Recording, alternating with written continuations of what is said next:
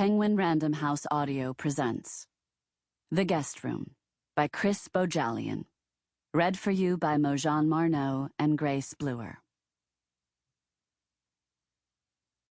I don't think I'd love you so deeply if you had nothing to complain of and nothing to regret.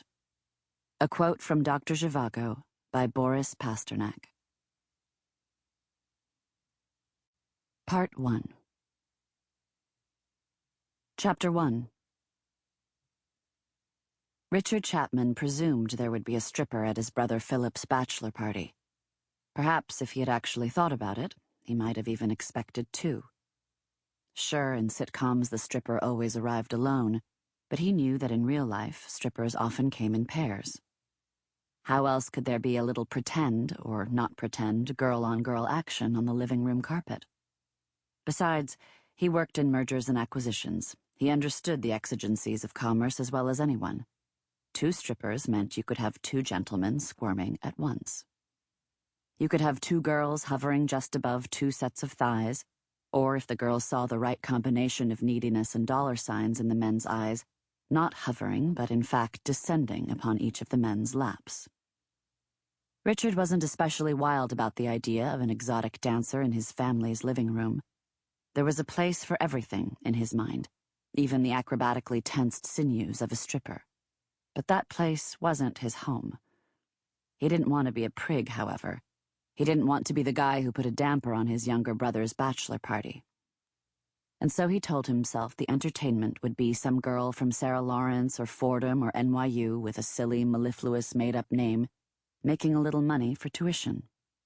He didn't completely believe this, but in some backward universe sort of way, he felt a little less reprehensible, a little less soiled, if he was getting turned on by a 21-year-old sociology major with a flat stomach and a Brazilian who understood intellectually the cultural politics of stripping and viewed herself as a feminist capitalist. Richard's wife, of course, was not present that evening. Kristin had made sure that she and her daughter were at her mother's apartment in Manhattan. The three of them, 3 generations of females, one with white hair and one with wheaten, and one, the youngest, with hair that was blonde and silken and fell to her shoulders, ate dinner at an Italian restaurant the granddaughter liked. It was near Carnegie Hall and had great plaster sculptures of body parts on the walls.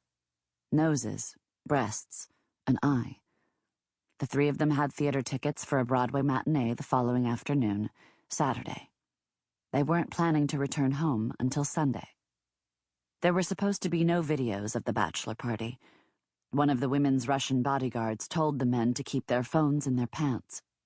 He said if he saw a phone, he'd break it. He said he'd break the fingers that had been touching the phone, too. He was smiling when he spoke, but no one doubted his earnestness. So there were mostly just stories of what seems to have occurred. How it went from stripping to fucking. How it all went wrong. There is only what the gentlemen, including Richard Chapman, told the police. The talent's versions, the talent was gone. And those bodyguards? They were dead. The house, a regal Tudor in what was inadvertently a development of regal Tudors, sat on 3/4 of an acre partway up a wooded hill, just off of Pondfield Road. The driveway was steep. One morning, Richard had started his pewter-gray Audi to drive to the train station for his morning commute to the investment bank in Lower Manhattan, but realized he had forgotten his iPad. So he climbed from the car, failing first to reset the parking brake, and then watched, at once horrified and enrapt, as the vehicle rolled backward down the incline, first in slow motion, but then with the gathering steam of an avalanche as it rumbles its way down a mountain, rolling into the thin road that led to Pondfield, crossing that main Bronxville thoroughfare, and then slamming into a small copse of maples largely denuded of leaves because it was the last week in October. Miraculously, as if the near accident had been elaborately staged by a film crew, the Audi passed cleanly between a garbage truck plodding up Pondfield Road and a Subaru station wagon with one of the schoolteachers who worked with Kristin racing down it. No one was hurt. The car incurred nearly $8,000 in damage, but this was an Audi. It was far from totaled. Arguably, Richard's ego was in worse shape, but, like the Audi, eminently repairable. The house was almost equidistant from the Bronxville train station, where Richard would catch the train, and Siwanoy Country Club, where he would occasionally play golf on the weekends. His favorite room in the house was a mahogany-paneled library, where he had replaced one wall of built-in bookshelves with a home theater, and where all alone he would watch his beloved New York Giants, or he and Kristin would watch whatever sitcoms he had TiVoed that week, or some combination of mother and father and daughter would watch as a family whatever movie 9-year-old Melissa had selected. Sometimes those movie nights were a testimony to how quickly and how easily the ear cells were mashed into ineffectual chum by loud noise. Melissa only needed the volume set at 5 or 6. Her parents, veterans of Nirvana concerts in their teens, and then Pearl Jam and Alice in Chains concerts in their 20s, needed it set at jet engine.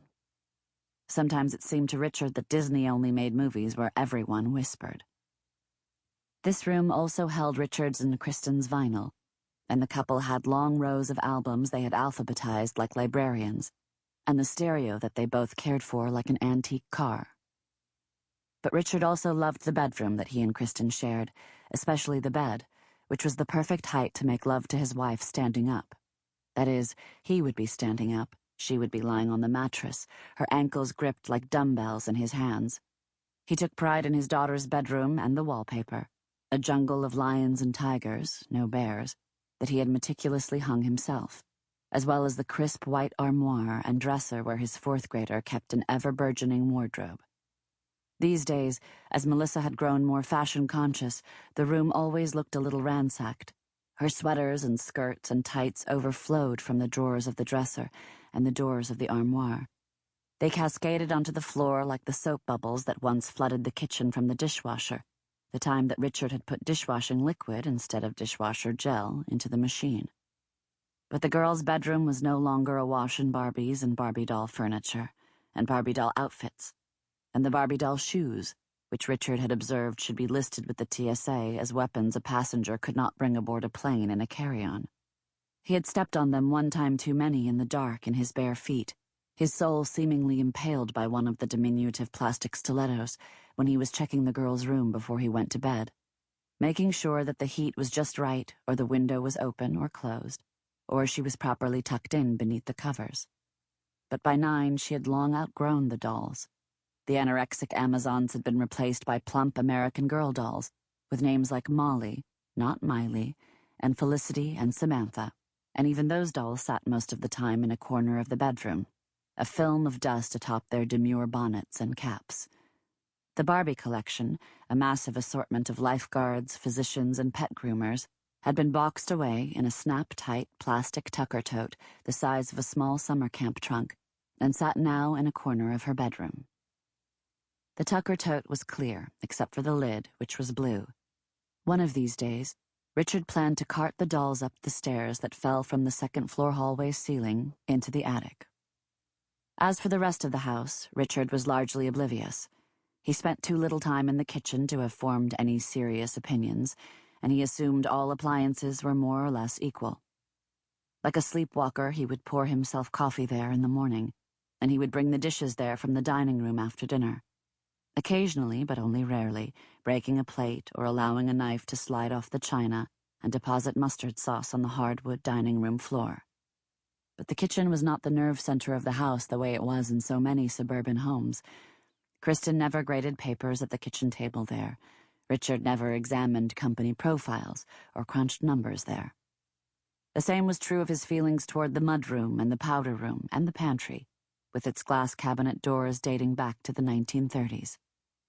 And so while he knew that the men at the bachelor party would be wandering throughout the kitchen and the dining room and the pantry, he really didn't care. They would be nowhere near the sanctum sanctorum of bedrooms upstairs. Mostly, he guessed, they would be reveling amid the bricks and mortar and magnificent exposed wooden beams in the family's living room or the smaller den beside it.